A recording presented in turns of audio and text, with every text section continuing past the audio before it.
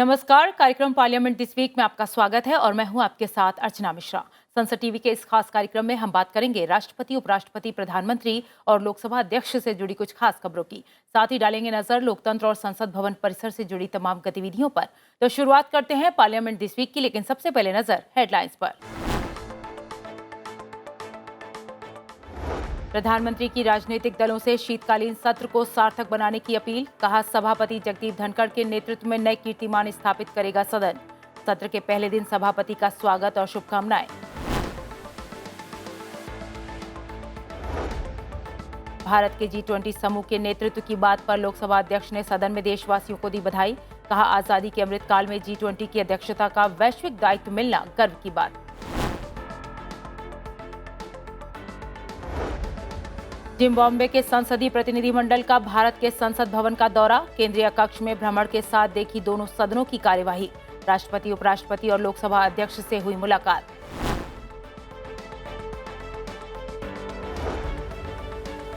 लोकसभा अध्यक्ष ओम बिरला ने संसद भवन परिसर में भारतीय राजस्व सेवा के प्रशिक्षु अधिकारियों को किया संबोधित। कहा, अर्थव्यवस्था को सुदृढ़ करने में निभाएं पूरी जिम्मेदारी। करदाताओं के लिए समझ के साथ संवेदनशीलता को अपनाएं। संसद भवन के केंद्रीय कक्ष में प्रथम राष्ट्रपति डॉक्टर राजेंद्र प्रसाद की जयंती पर पुष्पांजलि। राज्यसभा में नेता प्रतिपक्ष, सांसदों और पूर्व सांसदों ने चित्र पर श्रद्धासुमन अर्पित किए। सचिवालय के अधिकारी भी रहे मौजूद। तो अब खबरें विस्तार से। संसद के शीतकालीन सत्र के पहले दिन प्रधानमंत्री नरेंद्र मोदी ने कहा कि संसद में अवरोध और व्यवधान के चलते देश का बहुत नुकसान होता है। उन्होंने सभी राजनीतिक दलों से शीतकालीन सत्र को अधिक से अधिक सार्थक बनाने की दिशा में सामूहिक प्रयास करने का आग्रह किया। इसके साथ ही प्रधानमंत्री नरेंद्र मोदी ने राज्यसभा सभापति के रूप में उच्च सदन के संचालन की जिम्मेदारी संभालने पर सभापति जगदीप धनखड़ को शुभकामनाएं दी। एक किसान पुत्र उपराष्ट्रपति पद और आज राज्यसभा के सभापति के रूप में देश के गौरव को बढ़ाएंगे, सांसदों को प्रेरित करेंगे, प्रोत्साहित करेंगे। उनको भी मेरी तरफ से मैं अनेक अनेक शुभकामनाएं देता हूं। इससे पहले संसद भवन परिसर पहुंचने पर राज्यसभा में सदन के नेता पीयूष गोयल, संसदीय कार्य मंत्री प्रहलाद जोशी, संसदीय कार्य राज्य मंत्री अर्जुन राम मेघवाल और वी मुरलीधरन ने राज्यसभा सभापति जगदीप धनखड़ का स्वागत किया। सदन में जाने से पहले सभापति ने राष्ट्रपिता महात्मा गांधी और संविधान निर्माता बाबा साहिब अम्बेडकर की प्रतिमा पर पुष्पांजलि अर्पित की। संसद के शीतकालीन सत्र के पहले दिन लोकसभा अध्यक्ष ओम बिरला ने भारत के G20 समूह का अध्यक्ष बनने पर देशवासियों को सदन की ओर से बधाई दी। लोकसभा अध्यक्ष ने भारत के G20 देशों के समूह की अध्यक्षता ग्रहण करने और 2023 में शिखर सम्मेलन के भारत में प्रस्तावित आयोजन को देश के इतिहास का एक महत्वपूर्ण अध्याय बताया। लोकसभा अध्यक्ष ने उम्मीद जताई कि इससे देश समृद्ध बहुरंगी सांस्कृतिक विरासत और जीवंत लोकतंत्र की शक्ति को विश्व के समक्ष प्रस्तुत करेगा।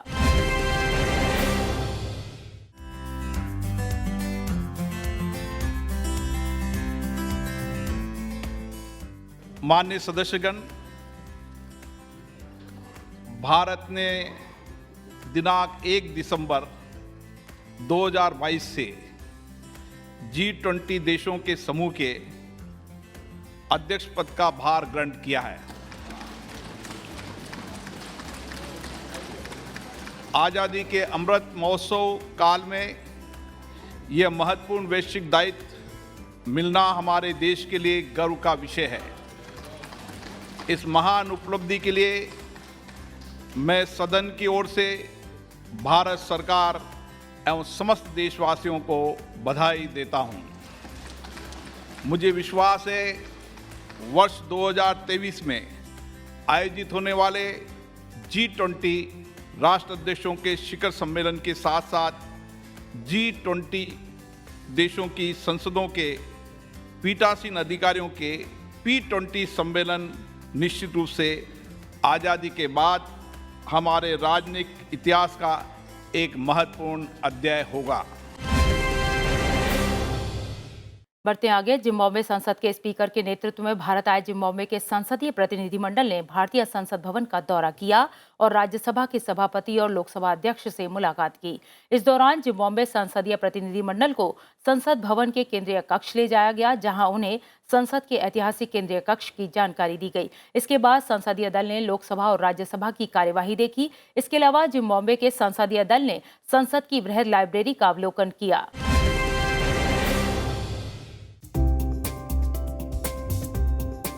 जिम्बाब्वे संसद के स्पीकर के नेतृत्व में भारत आए जिम्बाब्वे के संसदीय प्रतिनिधिमंडल ने संसद भवन का दौरा किया।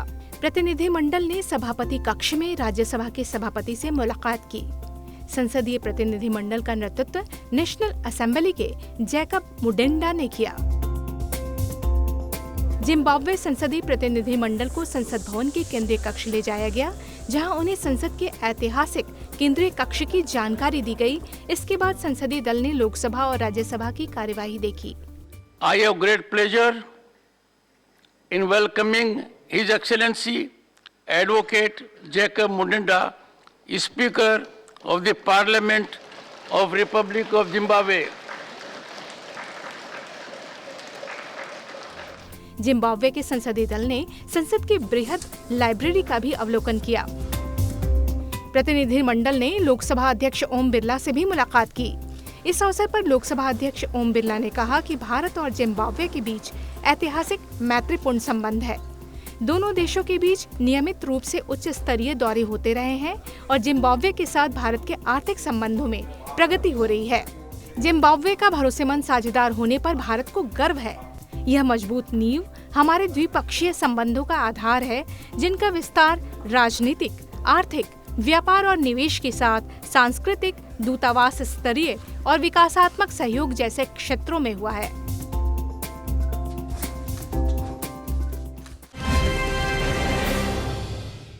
बढ़ते आगे, लोकसभा अध्यक्ष ओम बिरला ने संसद भवन परिसर में 75वें बैच के भारतीय राजस्व सेवा के प्रशिक्षु अधिकारियों के लिए परिबोधन पाठ्यक्रम का उद्घाटन किया। संसदीय प्रक्रियाओं के बारे में इंटर्नशिप को लेकर यह कार्यक्रम रखा गया। कार्यक्रम को संबोधित करते हुए लोकसभा अध्यक्ष ओम बिरला ने कहा कि राजस्व अधिकारी करदाताओं की परेशानियों को समझकर संवेदनशीलता के साथ काम करें। उन्होंने कहा कि शासन प्रशासन के समन्वय से भारतीय अर्थतंत्र सशक्त हुआ है। लोकसभा अध्यक्ष ने कहा कि अधिकारी ईमानदारी और निष्ठा के साथ काम करते हुए ये सुनिश्चित करें कि विकास का लाभ समाज के अंतिम व्यक्ति तक पहुंच सके।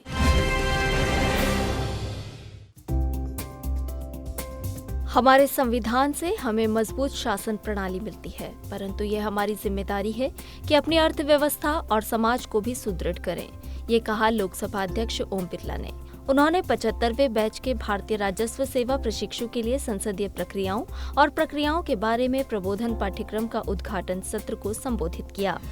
आप जिस सेवा के अधिकारी हैं, वो भारत के लिए सबसे महत्वपूर्ण सेवा है। किसी भी युग के अंदर अर्थतंत्र का हमेशा महत्वपूर्ण स्तंभ रहा है और इसीलिए जिस देश का अर्थतंत्र जितना सशक्त होगा, मजबूत होगा, पारदर्शी होगा, जवाबदेह होगा, उतना ही शासन तंत्र सामाजिक जन कल्याण के काम करते हुए लोगों को न्याय और अंतिम व्यक्ति तक की कल्याण की भावनाओं को पूर्ण कर पाएगा। उन्होंने वन नेशन वन टैक्सेशन, एक राष्ट्र एक कर के बारे में कहा कि जीएसटी से भारत में अप्रत्यक्ष कर प्रणाली मजबूत हुई है। आज वन देश वन टैक्स जीएसटी प्रणाली को हमने एक पारदर्शिता तरीके से और एक व्यापारिक उद्योगों और जितने भी हितधारक हैं उनके साथ मिलकर सरल सुगम बनाई है। इसी तरीके से इनकम टैक्स के अंदर पेसलेस तकनीकी से किस तरीके से हम टैक्स देने वाले ईमानदार व्यक्तियों का सम्मान हो और जो कर वंचन करता है, कर चोरी करता है, उन पर कार्रवाई हो।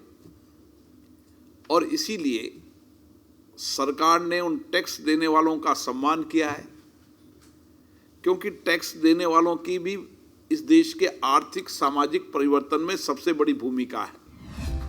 प्रबोधन पाठ्यक्रम का आयोजन लोकसभा सचिवालय की संस्था संसदीय लोकतंत्र संस्था एवं प्रशिक्षण संस्था प्राइड ने किया। प्राइड भारतीय और राज्य सेवा प्रशिक्षु अधिकारियों के लिए प्रबोधन प्रशिक्षण समय समय पर करती है। नागालैंड के 23वें हॉर्नबिल फेस्टिवल के उद्घाटन समारोह में उपराष्ट्रपति जगदीप धनखड़ बतौर मुख्य अतिथि शामिल हुए। इस दौरान उन्होंने हॉर्नबिल फेस्टिवल को विशेष पर्व बताया। साथ ही कहा कि ये दिन देश के लिए एक ऐतिहासिक पल है, क्योंकि भारत ने G20 की अध्यक्षता संभाली है और भारत को अपनी संस्कृति और जनजातियों पर गर्व है।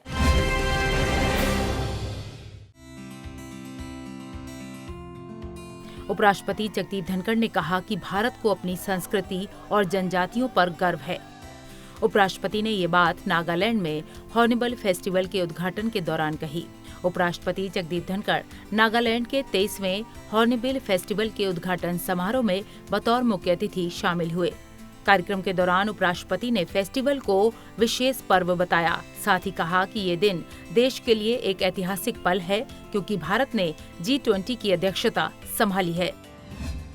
India is a land of culture. We have our civilization of thousands of years. This place is at pinnacle. This is a place, culture of cultures. I congratulate the people of Nagaland on their statehood day. I also congratulate your governor. It is his birthday today.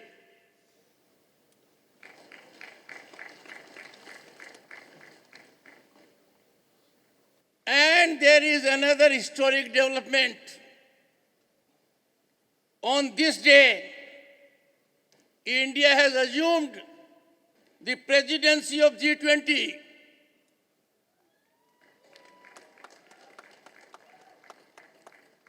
And you will have the occasion in April to show your unique culture, your warmth and greetings to the world. This is a historic development. उपराष्ट्रपति ने कहा कि भारत हजारों वर्षों की सभ्यता को समेटे हुए है और देश को अपनी जनजातियों और अपनी आदिवासी संस्कृति पर गर्व है। The year is very significant. India is proud of its tribes. India is proud of its tribal culture. A great history has been made in 2022. The first citizen of the country, the president of the country, the president of the largest democracy on earth, the president of mother of democracies, most respected, Honorable Draupadi Murmu, is a tribal woman. It is for the first time in the history of the world that a tribal woman is heading the largest democracy on earth. महोत्सव की theme रही this is Nagaland. महोत्सव में नागालैंड की अनूठी संस्कृति और कला का प्रदर्शन किया गया।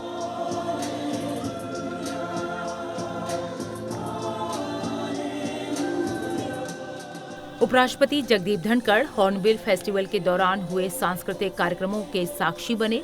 इस दौरान नागालैंड के मुख्यमंत्री और राज्यपाल भी मौजूद रहे।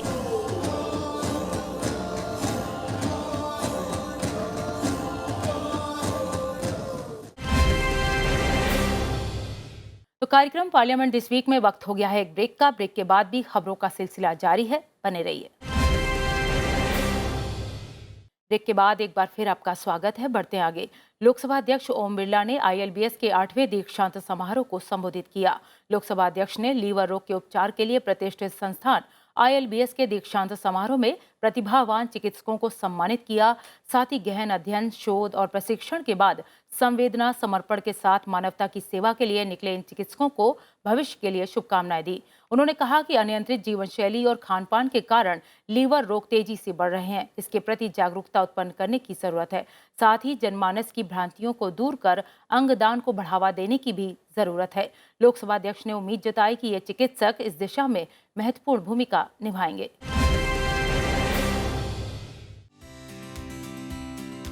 लोकसभा अध्यक्ष ओम बिरला ने institute of liver and biliary science के दीक्षांत समारोह में बतौर मुख्य अतिथि शिरकत की। इस दौरान उन्होंने कहा कि ये विश्व का एकमात्र संस्थान है जिसने लीवर के क्षेत्र में एक प्रतिष्ठा बनाई है। उन्होंने कहा कि इस संस्थान में शिक्षा, शोध और उपचार तीनों का समागम मिलता है। जितना बीमारी के बाद अनुसंधान में धन खर्च किया जाता है, उतना ही सरकार ने प्लान बनाया कि बीमारी होने के कारणों पर भी अनुसंधान किया जाए, उस पर भी रिसर्च किया जाए, ताकि हम बीमारी को रोकथाम कर सकें। इसके लिए भी एक सकारात्मक दिशा सरकार की बनी है।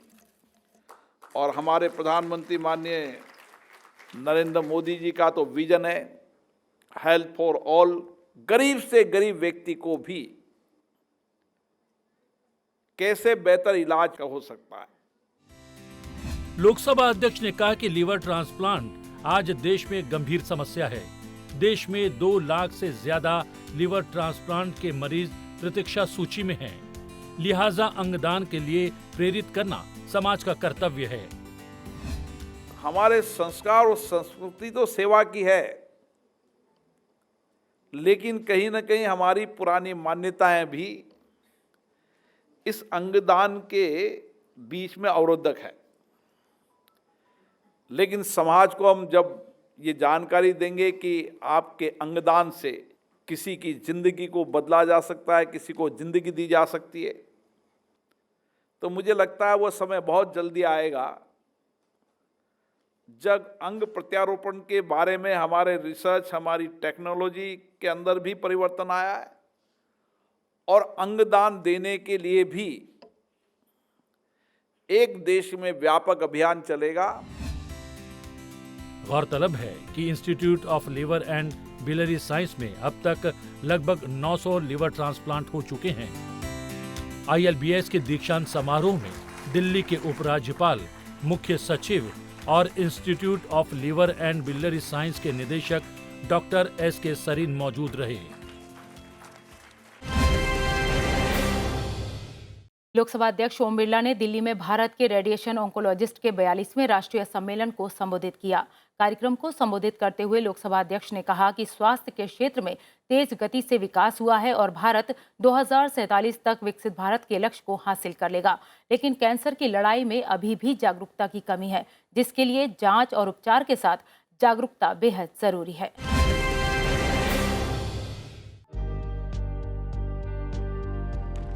लोकसभा अध्यक्ष ओम बिरला ने दिल्ली में भारत के रेडिएशन ऑन्कोलॉजिस्ट के 42वें राष्ट्रीय सम्मेलन को संबोधित किया।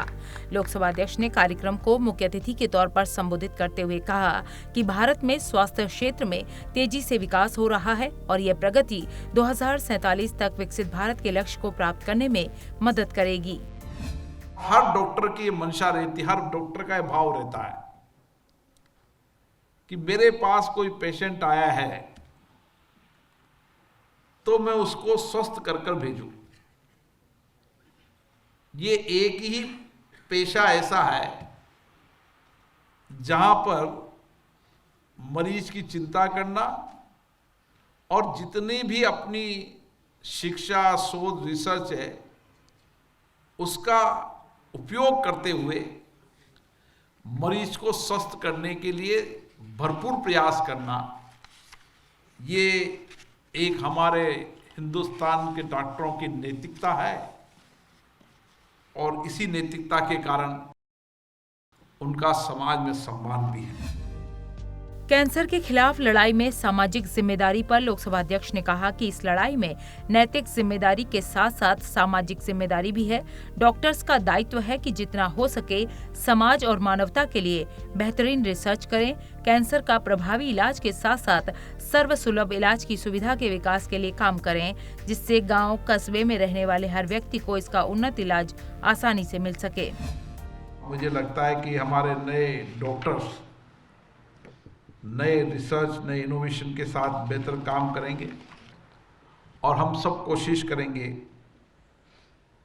कि समाज के अंतिम व्यक्ति तक जो सरकार की मंशा है हेल्थ फॉर ऑल, उस मिशन को पूरा कर पाएंगे और हमारे जितने भी कैंसर के पेशेंट हैं उन कैंसर के पेशेंट को हम बेहतर इलाज देंगे। कुछ इलाज मशीनों से होता है, कुछ इलाज मनोविज्ञान से होता है और हमें दोनों को संतुलित बनाते हुए उसके मन विचार में लड़ने की क्षमता पैदा करना और लड़कर जीतेंगे ये आत्मविश्वास पैदा करना, इसमें भी डॉक्टर की बहुत बड़ी भूमिका है।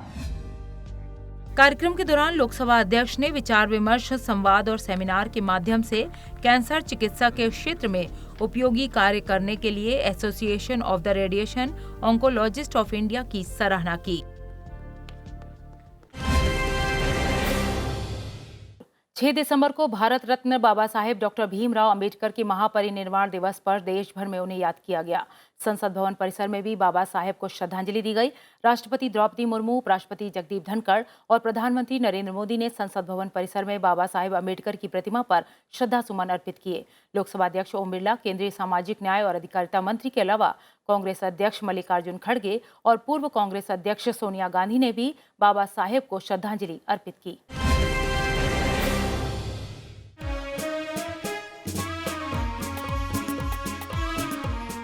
भारतीय संविधान के जनक डॉक्टर बाबा साहेब अंबेडकर का 67वां महापरिनिर्वाण दिवस कार्यक्रम संसद भवन परिसर में आयोजित किया गया।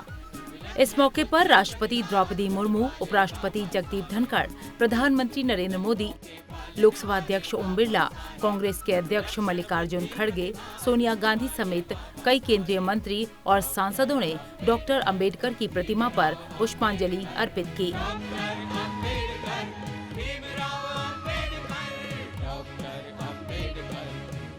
कार्यक्रम का आयोजन सामाजिक न्याय और अधिकारिता मंत्रालय द्वारा किया गया, जिसमें देश भर से आए लोगों ने बाबा साहेब को पुष्प अर्पित कर श्रद्धांजलि अर्पित की। गौरतलब है कि गरीब और दलितों की स्थिति में सुधार लाने में डॉक्टर भीमराव अंबेडकर का अहम योगदान रहा। उन्होंने समाज से छुआछूत समेत कई प्रथाओं को खत्म करने में अपना महत्वपूर्ण योगदान दिया। डॉक्टर भीमराव अंबेडकर की पुण्यतिथि को महापरिनिर्वाण दिवस के तौर पर मनाया जाता है। दरअसल डॉक्टर अंबेडकर ने कई साल बौद्ध धर्म का अध्ययन किया और 14 अक्टूबर 1956 को उन्होंने बौद्ध धर्म अपनाया।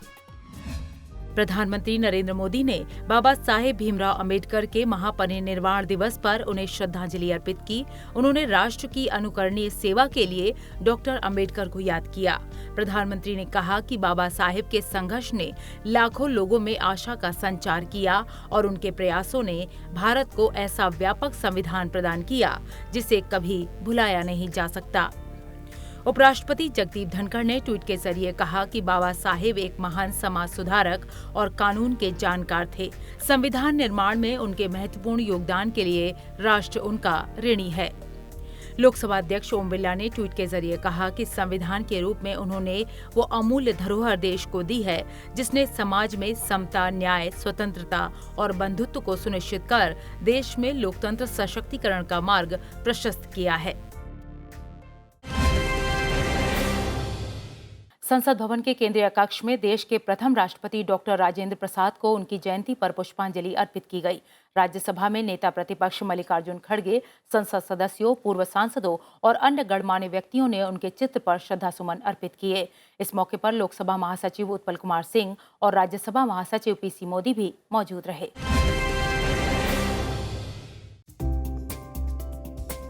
संसद भवन के केंद्रीय कक्ष में पूर्व राष्ट्रपति डॉक्टर राजेंद्र प्रसाद की जयंती के मौके पर पुष्पांजलि अर्पित की गई। राज्यसभा में नेता प्रतिपक्ष मल्लिकार्जुन खड़गे, संसद सदस्यों, पूर्व सांसदों और अन्य गणमान्य व्यक्तियों ने पूर्व राष्ट्रपति डॉक्टर राजेंद्र प्रसाद की जयंती के मौके पर पुष्प अर्पित कर नमन किया। इस दौरान लोकसभा के महासचिव उत्पल कुमार सिंह और राज्यसभा के महासचिव पीसी मोदी ने भी डॉक्टर राजेंद्र प्रसाद के चित्र पर पुष्पांजलि अर्पित की।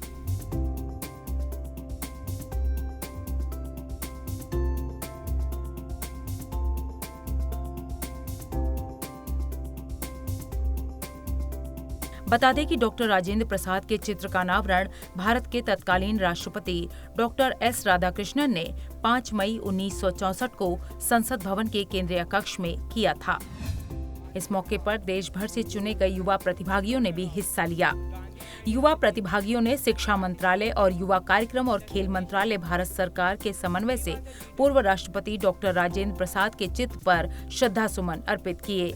इस दौरान चयन किए गए प्रतिभागियों ने पूर्व राष्ट्रपति डॉक्टर राजेंद्र प्रसाद के प्रति सम्मान भाव से अपने अपने विचार साझा किए। Today, when India needs a future generation with high morals, ethics and character, Dr. Rajendra Prasad stands as an ideal example and inspiration of truthfulness and simplicity. Na ratnam manivishyate mrigyate hi tata, which means a valuable diamond does not seek, it is only sought after. सरल जीवन ऊंचे विचार, सरल जीवन ऊंचे विचार, यही था उनका व्यवहार, सच्चाई और सादगी के अवतार। अंदर और बाहर का जीवन, अंदर और बाहर का जीवन, जिनका था एक समान, हम सब भारतवासी जिनका करते हैं सम्मान, हम सब भारतवासी जिनका करते हैं सम्मान। प्रगतिशील व स्वतंत्र भारत की मूर्ति थे जो, सादगी और सहनशीलता की अखंड मूर्ति थे जो, संविधान सभा के स्थायी सदस्य व महान राजनेता थे जो, अद्वितीय अतुलनीय भारत की पहचान थे जो, डॉक्टर राजेंद्र प्रसाद थे वो। लोकतंत्र में संसदीय समितियों का अहम स्थान है। समय समय पर इन संसदीय समितियों की बैठक होती है। विभिन्न मुद्दों पर चर्चा के बाद ये समितियां अपनी रिपोर्ट सभा के समक्ष रखती हैं। तो आइए जान लेते हैं इस सप्ताह लोकसभा में किन किन संसदीय समितियों की बैठक हुई। लोकसभा में संसदीय समितियों की बैठकों पर नजर डालें तो 2 दिसंबर 2022 को सूचना और संचार प्रौद्योगिकी समिति की बैठक हुई। 2 दिसंबर को ही श्रम, कपड़ा और कौशल विकास संबंधी समिति की बैठक संपन्न हुई। 5 दिसंबर 2022 को लोक लेखा समिति की बैठक हुई। 5 दिसंबर 2022 को ही नियम समिति की बैठक हुई। 7 दिसंबर 2022 को रसायन और उर्वरक संबंधी समिति की बैठक हुई। 8 दिसंबर 2022 को ऊर्जा संबंधी समिति की बैठक हुई। 8 दिसंबर को ही वित्त समिति की बैठक हुई। 8 दिसंबर 2022 को ही लाभ के पदों संबंधी संयुक्त समिति की बैठक संपन्न हुई। तो कार्यक्रम पार्लियामेंट दिस वीक में इतना ही, लेकिन जाने से पहले एक जरूरी बात, आप इस कार्यक्रम को संसद टीवी के यूट्यूब चैनल पर भी देख सकते हैं। हमें आपके फीडबैक का इंतजार रहेगा। अगले हफ्ते फिर मिलेंगे लोकतंत्र और संसद से जुड़ी अहम खबरों के साथ। तब तक के लिए मुझे दीजिए इजाजत। नमस्कार।